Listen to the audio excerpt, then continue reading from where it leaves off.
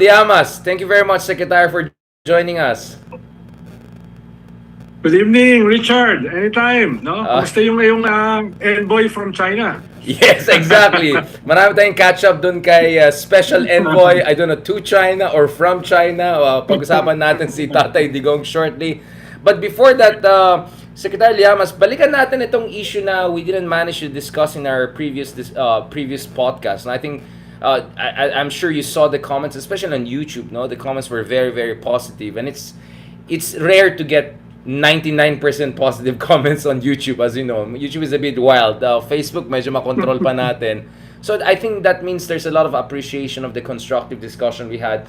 Pero ako naman, naniwala ako sa Carino Brutal at naniwala din ako sa, constructive discussion because I think it's time to move on. So before we go to the BBM Marcos meeting, balikan natin ang issue ng Uniteam. Let's get back to this. What do you think about this whole movement, or at least groups that are questioning the validity of the elections last year? And some of them go as far as saying the whole thing was just a product of, code manipulation, right? That the numbers you saw for the winning candidate, in this case Marcos Jr., that is totally out of this world. That was just a kind of a algorithmic, let's say, alchemy, right? What is your take on that? Because of course, all of us are against election, fraud. We want fair and competitive elections. I think it would be unfair naman to say na just because we don't agree with their point of view, automatically we're okay with it. But let's just give it a fair airtime. Pag-usapan natin yan. So, Secretary Liamas, what do you think about the whole thing? Well, alam naman natin, Richard, na endemic sa ating political system at saka sa ating electoral system yung cheating, no?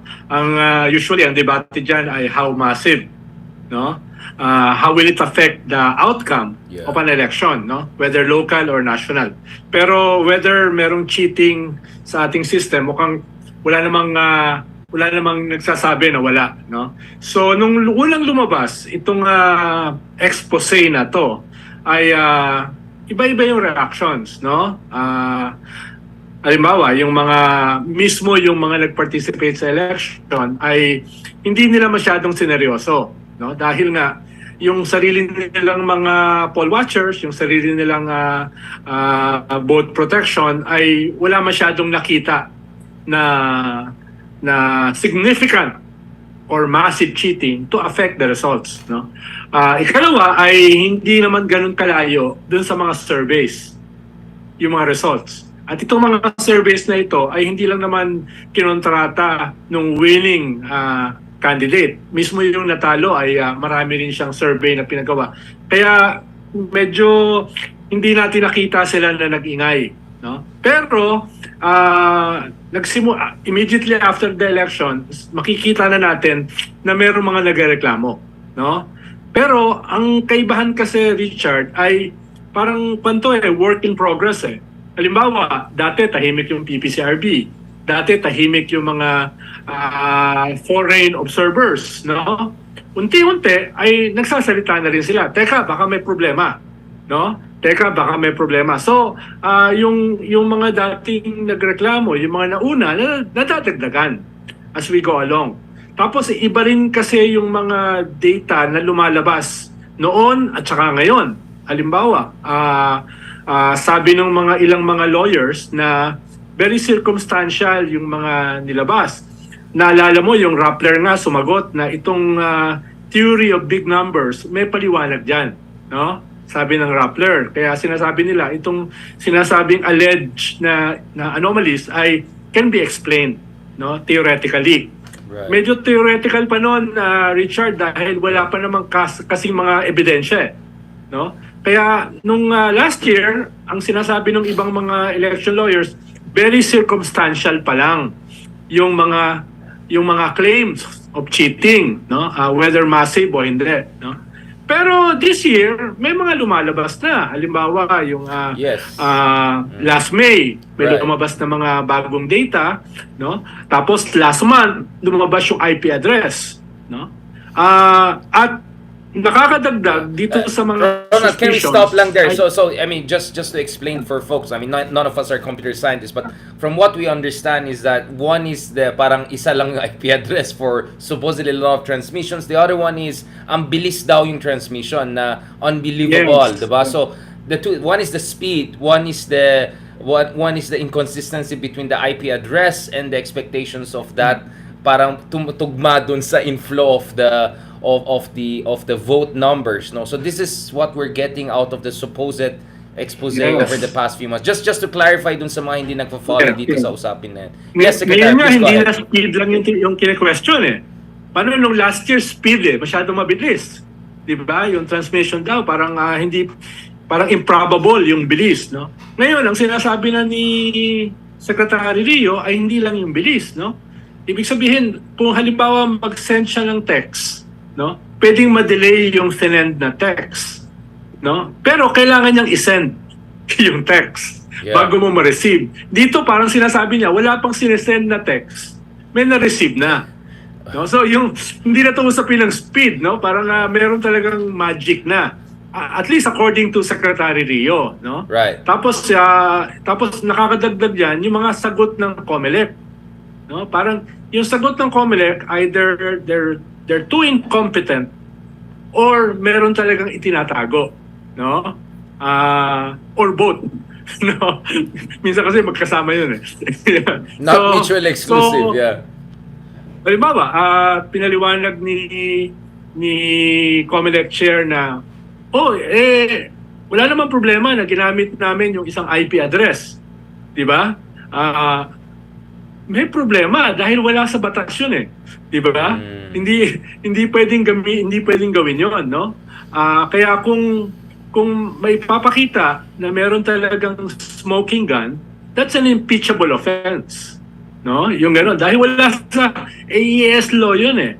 Kaya di ko alam kung babawiin ni chairman ng COMELEC yung sinabi niya, no? Pero ang hinihingi nga ngayon nila Secretary Rio yung mga logs para ma-compare nila eh, no? Dahil for now yung evidence na nilalabas ni Secretary Rio ay still generally circumstantial dahil wala nga yung logs eh.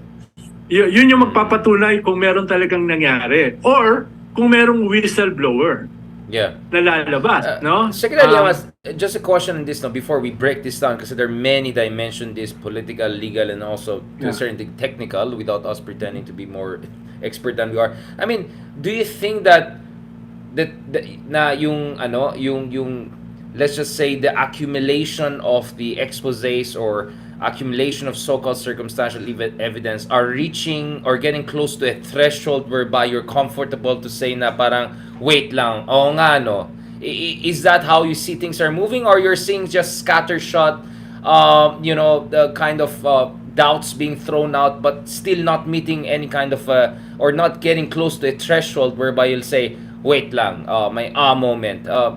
What's your feelings so far? Are we moving in a certain direction or magulo lang yan in different directions yung they're throwing out these accusations? Tingin ko it's moving in a particular direction, no? Whether yung lumalabas na proof is enough para maging defining, no? Ibig sabihin, masabi natin na may massive cheating is another thing, no? Dahil ang sinasabi lang ngayon ay maraming mga improbables, maraming mga questions, right, no? Pero kailangan mo pa rin ng smoking gun eh. At kaya nga naghahanap sila nung logs. Yun yung pinapalabas nila sa COMELEC, no? Or ito kasi yung isang possible suspicion ng iba, very confident si Secretary Rio. Ibig sabihin, baka may pinagkukuhanan siya ng information na insider.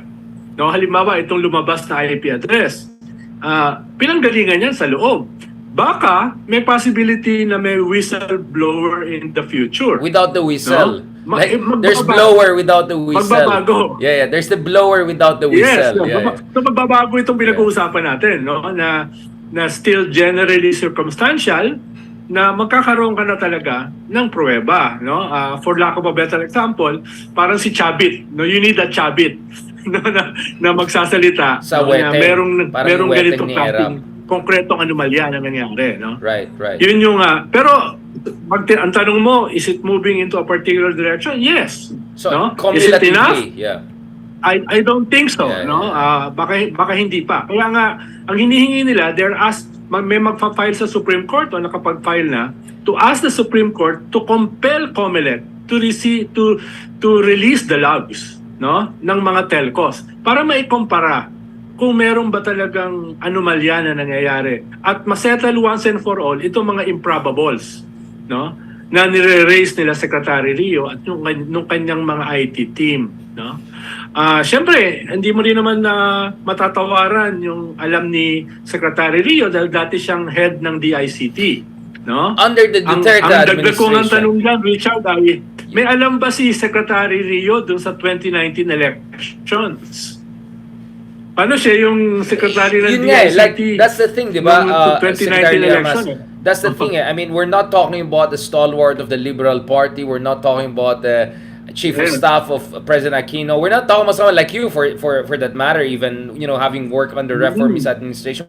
We're not talking about the critic of the whole mark. We're talking about someone who was the DICT secretary, someone who was an electric engineering background, someone who was at the highest levels in the AFP with information on electronic warfare. So it's very hard to just dismiss General Rio, no? And so hindi mo matag na dilawan lang yan, di ba? I mean, we can say some quote-unquote dilawan are trying to feast on this, but General Rio's background is anything but, di ba? And I think that's why this has gained some traction, no? I mean, what is your understanding of General Rio? Do you think he's in kind of a messianic mode here? Is he, is this his, I don't know, way of staying relevant, or what's going on here? What is your understanding, General Rio? Again, I'm just trying to play the devil's advocate here, no? Kasi this is a critical discourse, no? We're not here to do an echo chamber trying to, you know, make an argument for one side. I'm just throwing out what the critics could say here.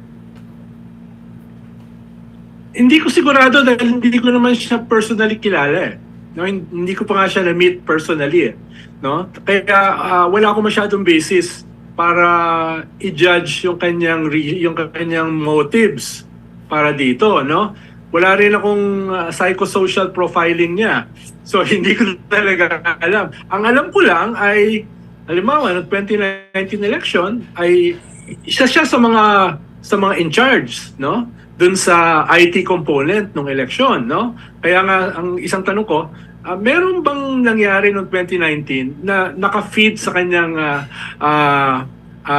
motivation ngayon para sabihin na meron nang nangyayari, no? Baka hindi kinakailangan tignan yung 2022 election in a vacuum. Baka meron siyang pinanggagalingan, eh. I'm not sure. No, I'm not sure. Dahil Dahil napuno siya, you're saying hindi napuno lang siya siya. insider, eh. Yeah. Oo, hindi lang siya insider, eh, no? Nandun siya sa gitna ng lahat ng ito, eh. No? Kaya baka meron siyang pinanggagalingan na hindi ko pa sigurado dahil hindi ko nga siya kilala, eh, no? Yeah. Pero watching from a distance, nakikita ko na nag-i-evolve yung kanyang narrative at nag-unfold yung kanyang ebidensya, no? Nag-unfold. Sa ngayon, ang sinasabi niya, magsampa ng kaso sa Supreme Court para i-compel yung COMELEC na maglabas ng mga logs ng mga telcos, Right. no? Para ibig sabihin, mismo sila Secretary Rio naghahanap pa ng smoking gun. Ibig sabihin, naghahanap sila ng prima facie evidence. Ibig sabihin, baka mismo sila hindi pa tanggap na kumpleto yung kanilang ebidensya. Or ano Kaya to, siguro striptease? yung aggrieved Or baka party- may striptease, Oh. paunti-unti nilalabas yung blower without the whistle. Yun nga, no? Yun, no? Ayaw ko lang sabihin dahil baka hindi politically correct, eh. Yeah. Yung striptease. Yeah. Pero ikaw, kung manggagaling What's that sa'yo, okay teaser? lang. Sorry, sorry. I'm tired. Nag-drive ako ng matagal. Sorry. Let me pero gender neutral naman yun, di ba?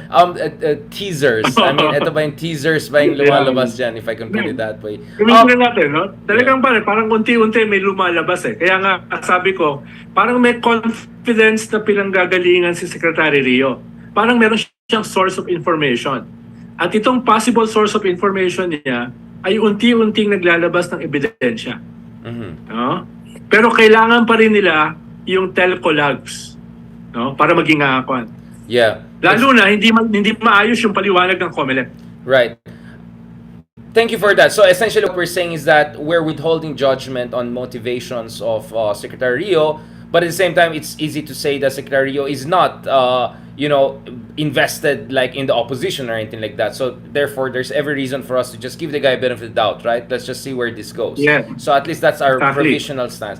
Now let's go to the next issue. The next issue is this. But the surveys are not too far from the final results, including from some of the more authoritative survey agency. Of course, we're not going to name names. There's some dodgy so-called survey agencies which are more of a political consultancies. But you have the Pulse Asias of this world, you have the SWS of this world. Whatever we saw from SWS and all that we saw from Pulse Asia is not too far from the final results, which raises another question, because this looks like you're saying not only yung COMELEC, but even the survey agencies were on some sort of conspiracy. For me, that's a little bit like, this is a little bit a big jump, right? Because the idea of questioning the results is nothing new. We saw that in 2016, the Marcos is doing it to Lenny, right? So a part of you'd say, well, baka quid pro quo yan ng iba. But the idea of questioning the survey agencies, I don't know. I mean, are you saying that all of them were on this? That's a bit of I don't know, medyo QAnon level na yan for me. I mean, progressive QAnon. Hindi, kaya nga, What's going on there? Yeah. Kaya nga sabi ko, Richard, no, isang dahilan kung bakit hindi sumakay dyan yung aggrieved party. Ibig sabihin, yung natalo, no? Yung may legal basis Essentially, the para Lenny team. mag-complain. Yeah, the Lenny team. Yeah, they had the Lenny chance, team. right? Yeah. Dahil nga, ang tingin nila, no, ay medyo malapit naman sa result ng surveys, yung resulta ng eleksyon. No? At sabi mo nga, ang hirap naman na yung mga survey firm ay kasama sa Dayaan dahil iba-iba namang mga firms yan, hindi lang yung isa, no? At meron namang integrity itong mga survey firms na ito, no? Yun naman yung isang dahilan kung bakit nung simula last year ay hindi sumakay dun sa mga claims ni Secretary Rio yung aggrieved party, no? Pero ayun nga, ang lumalabas yung suspicion, bakit ayaw ilabas ng COMELEC yung mga logs?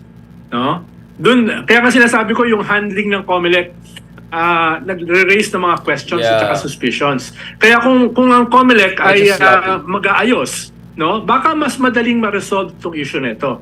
Yung COMELEC ay nagbubuho sila ng gasolina dun sa apoy no? By their incompetence or dun sa kanilang maling mga paliwanag. So they have to get their act together, no?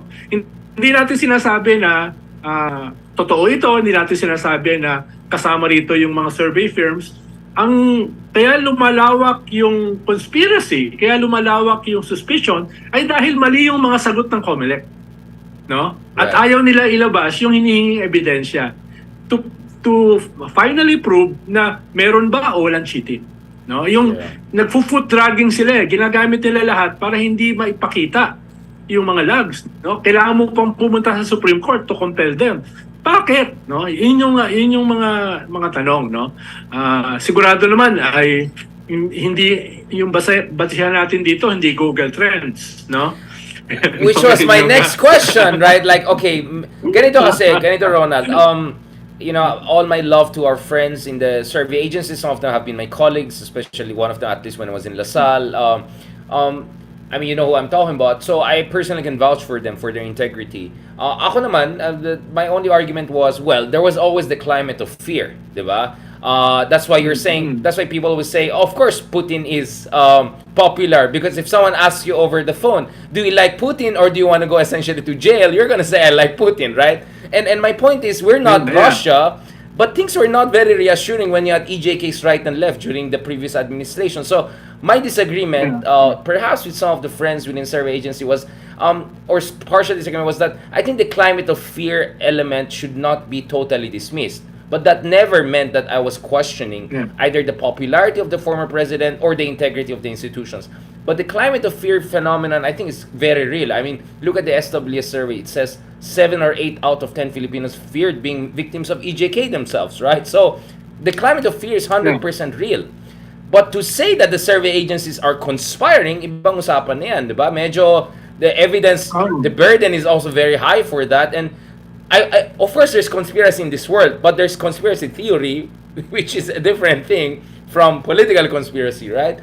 But that brings us to the Google Trend issue, and this is where I had some disagreement with friends. And my idea is like, okay, you have all the right to talk about fighting and disinformation and all, but to present Google Trends as more reliable than established survey methods, that in itself could pass as a form of disinformation. I mean, just to be brutally honest about it, and I'm quite disappointed with some people, some so-called data analysts, whatever, they're now so very strict on economic data coming out of Marcos, and like, okay, great job, except, you haven't still apologized, or you haven't still clarified how is your Google Trends better than the Pulse Asia survey methodology, right? So I just found that very hypocritical.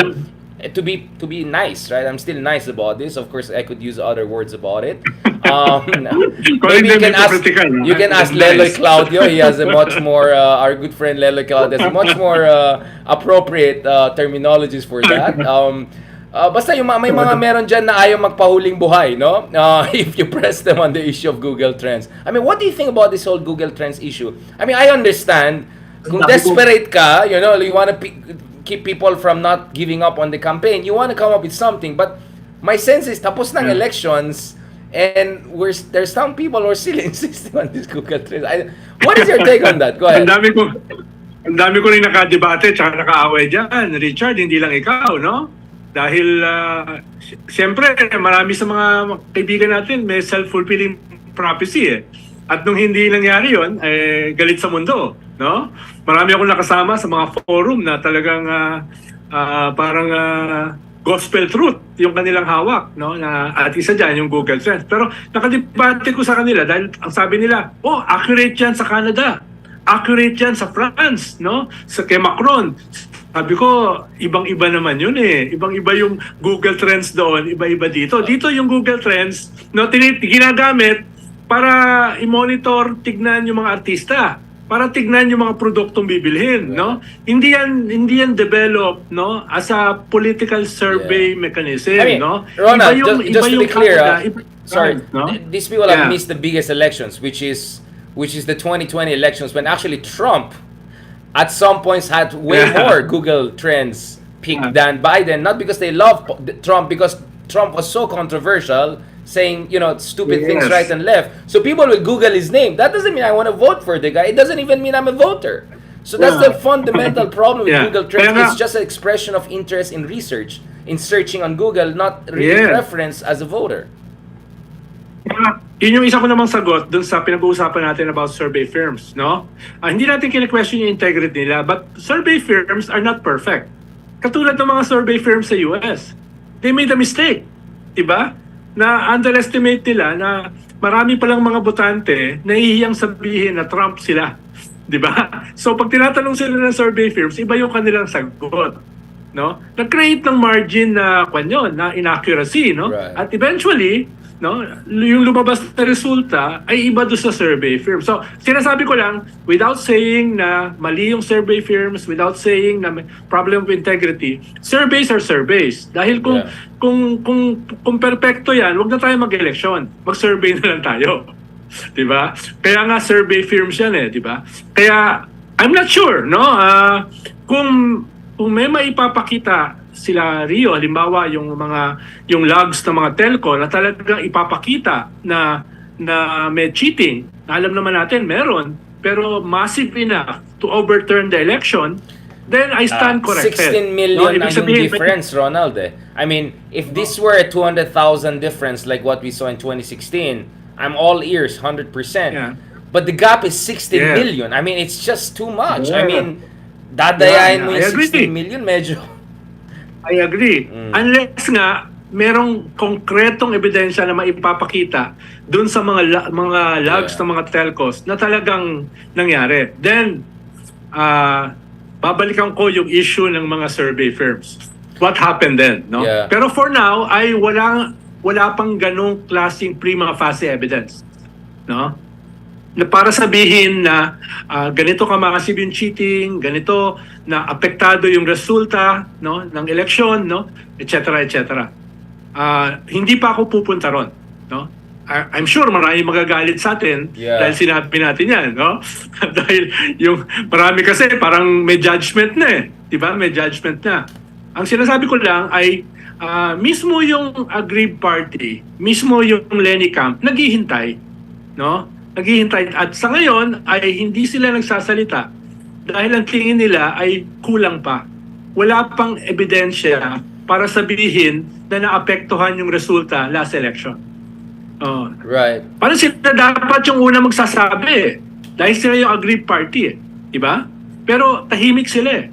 No? Tahimik sila dahil ang tingin nila wala pang prima facie evidence. Yeah, but I mean, I agree. But my point is, but they're also not helping perhaps the situation in the sense that my fear is there's also a denialist sentimental element here, isn't it? I mean, like, I think some people have really problem coming to terms with the reality of Philippine politics that more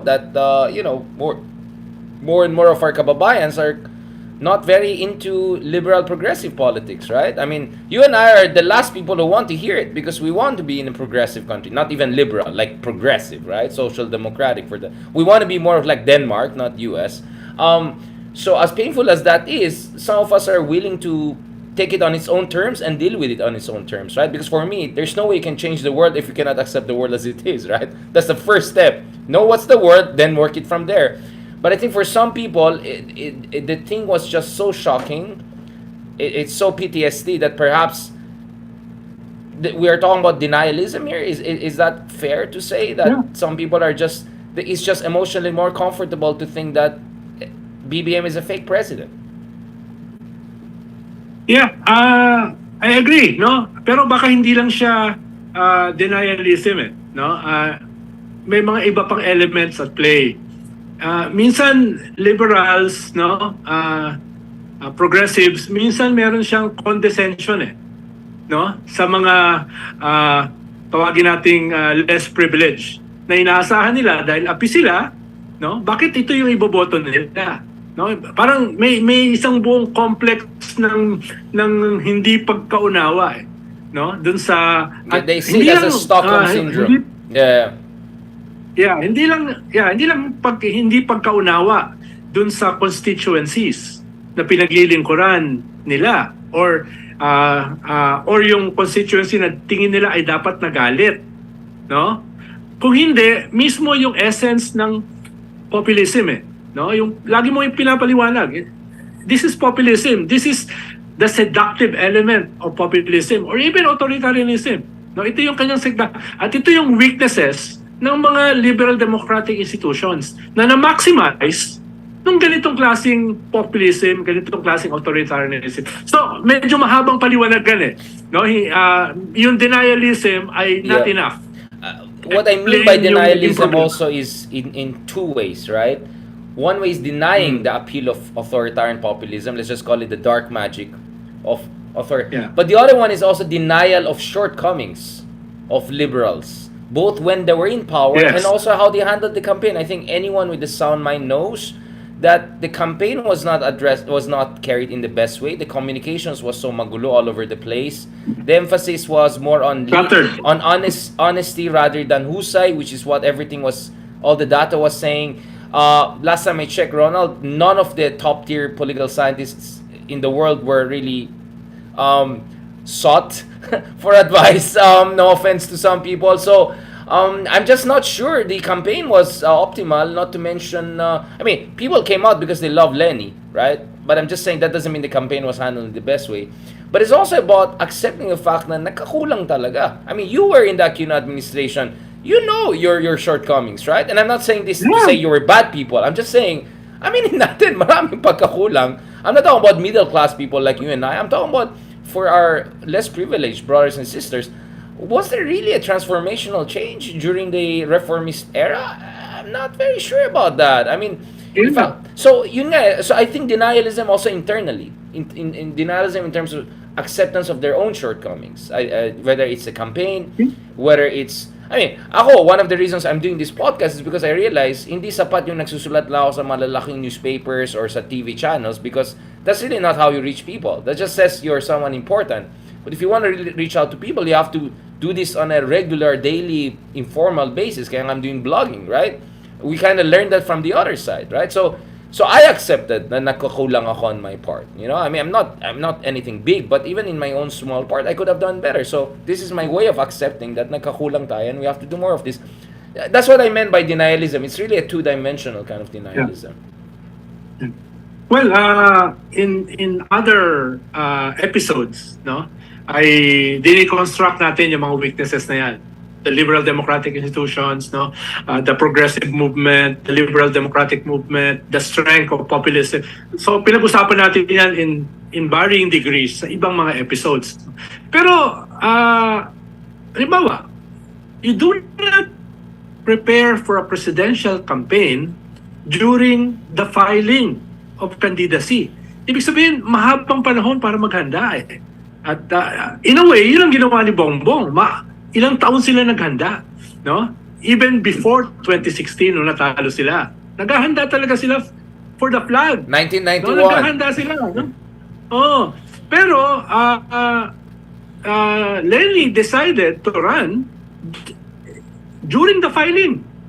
Even before the filing, meron pa nga mga unity talks eh. Diba? May talks si Pacquiao, si Isko, si Lenny, no, etc. So, ibig sabihin, hindi pa ganun kasigurado eh. No, na kung tatakbo o hindi. Yun, malaking question, no? Halimbawa, nakita mo naman yung mga massive rallies, yung mga volunteers, etc. Paano kung nagsimula yan 6 months earlier? No? Baka iba yung resulta, no? Pero you don't plan for a presidential bid during the filing. Ang dami mong ipaghahandaan eh. No? Dami mong requirements, no? Biro mo. Kaya nga, isang dahilan yan kung bakit yung messaging is cluttered. Dahil hindi na paghandaan eh. Diba? Yun yung sinasabi mo kanina.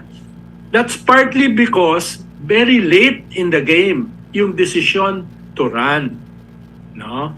So, ibang usapin pa yung mga pinag-uusapan natin before, no? Yung weaknesses ng institutions, yung et cetera, et cetera. So, we'll ito post very the link to that concrete. episode to You folks who are don't plan for a interested. presidential bid during the filing. No. Yeah. Thanks, Ronald, for mentioning that. Ayun Again, nga of po. course, our episodes are all interrelated. So for those who are interested, we will post the link to the previous episode so that you can check it on your own. Kasi ayaw naman ulitin na naman yan. So what we're saying here is not just kwentong barbero. Pinag-isipan namin na mabuti, very deeply, very emotionally, very intellectually, for at least a year. So this is where I and Ronald are coming from. But again, Ronald, which brings me to the next issue. Why are we so obsessed about the transmission part where, for me, based on the evidence we know, the real cheating is really the vote buying part. It happened even before the vote was cast. For me, that's the real election cheating crisis. But for some reason, parang parang fatalistic na tayo, tanggap na lang natin na may vote buying. Kasi for me, Ronald, that's really, we have many reports, international monitoring teams, who said they saw it. Talamak talaga yung vote buying situation on the ground. For me, that's the real, that's the number. Like, bago tayo pag-usapan itong technical transmission, IP address, we don't even need to get high-tech. Just look at yung vote buying. That, for me, is the negation of democracy. So, I am 100% for election transparency. I'm 100%. But for me, bago tayo mag-next level, basics pa lang, wala na tayo eh. Yun ang dapat focus natin, yung vote buying eh. I mean, what is your take on this, Ronald? I mean, given how deep their vote buying is, how did we get good presidents or reformist presidents in the past, at least? Like, how bad is the situation that we can still win with a good can a good candidate win nowadays in the Philippines? I mean, in the past, you could argue Aquino won, and I don't think Aquino won because of massive vote buying. Lenny won in 2016. Vico won. So I can name many reformist folks who are not known as vote buyers, and they won. So, but the vote buying issue is still a serious problem, right? What is your take on this issue? Well, dahil una, parang normal na ang vote buying eh. Normal na ang political violence. So it has become the norm na hindi siya inire-raise as a defining issue sa election, no? Ikalawa, in spite of that, warlords, dynasties, no, cheating machineries, no, vote buying, alam naman natin na at particular moments sa ating political history ay pwede yang hindi maging decisive. Halimbawa, yung kinikwento ko nga, 92, no? Nangyari ang isang Miriam Defensor, no? Wala masyadong machinery, wala masyadong resources, nakuha niya yung imagination ng kabataan, she almost won. Sabi nga nila, And some would nanalo say siya. she really No? won. Yeah, exactly. Yeah, sabi ng iba, no? Tapos, alam naman natin, si Erap is not a Miriam. Naging mayor yan, naging senador yan, naging vice president yan, and yet, nung tumakbo siya nung 98, wala rin siya masyadong machinery. Wala rin siya masyadong resources. Kumpara halimbawa sa kalaban niya na De Venecia, na chosen ng previous president si Ramos, no? And yet, nag-landslide siya, no? Si Erap. 2004, no? Biglang tumakbo si FPJ, no? Again, some pero, would say he really had won it, right? Exactly. Yeah. Pero some are saying nanalo siya dahil nakita naman yung Garci tapes, no? Na talagang kung if that is not a prima facie evidence, I don't know what they're talking about the margin na dadayain, di ba? At mismo yung presidente, nag-sorry, no? Inadmit na ginawa niya yun, di ba? Yeah. Pero si FPJ ay isa ring reluctant candidate, di ba? Kinumbinsi siya ni Erap na tumakbo and he almost won. Ibig sabihin, kahit wala masyadong machinery, it can be done. At fast forward, si Pinoy. Diba? Si Pinoy, of course, nandun yung pagkamatay ng mother niya, yung sympathy, nandyan, no? Pero wala rin siyang machinery, wala rin resources. No? The resources came late in the game, nung frontliner na siya. Diba? Yun yung kwan. We hate Digong for what But he it's did. almost exactly the same, right? Pero, almost exactly the same. yeah, He pero, was not the walang machinery guy. Yung, Exactly. Yung partido niya, PDP Laban, iisa lang ang kongresista, si Bebot Alvarez, no? Pero nag-landslide siya, no? Ang sinasabi ko lang, yes, may massive cheating. That's part of the our system na para sa marami, normal na. Yeah. And yet, It's not may mga deterministic. moments na, Yeah. no, hindi yan sure ball. No, hindi yan sure ball na kwan, no? Kaya, tingin ko may ganong element itong 2022. Dalawang narratives yung nagsama the Duterte and the Marcos, no? At all the weaknesses na pinag-uusapan natin kanina, no? Ay nagkaroon ng confluence para dito sa resulta na the biggest margin in election history sa Pilipinas nangyari. Ngayon, ang lumalabas itong suspicion, sabi ko nga, inuulit ko, Richard, dahil yung handling ng COMELEC, no? Mali yung kanilang mga paliwanag, mali yung kanilang sagot, nag-i-instill ng suspicions. No? Kahit wala pa masyadong prima facie logs, no? Wala pang prima facie na pistol, no? Na dahil sa handling ng COMELEC, lumalawak, nagkakaroon ng credibility itong mga suspicions na ito, no? Pero then again, mismo sila Rios, sinasabi nila, we are asking the Supreme Court to compel COMELEC to release the logs. Ibig sabihin, mismo sila, naghahanap pa ng prima facie evidence. Yes. Mismo sila, alam yung kanilang weakness pa. Yeah. No? Na And basically we agree ito with that. ay We agree na we circumstantial. need more transparency and we need the COMELEC to give more reassurances, right? Kasi parang the reassurances have not been as, optimal. So yeah, we're on the same page. Ang akin lang, yun lang if you were to accept that really the election was really just a result of algorithmic manipulation, then that means all the surveys were also manipulated. Therefore, like you can go on and on and on. It's the rabbit hole, right? But at the same time, I am for... Halimbawa, yung sinabi tungkol sa IP address, that's illegal. No, yung sinabi nila na may ginamit na IP address, no? Wala yun sa AES law, wala yun sa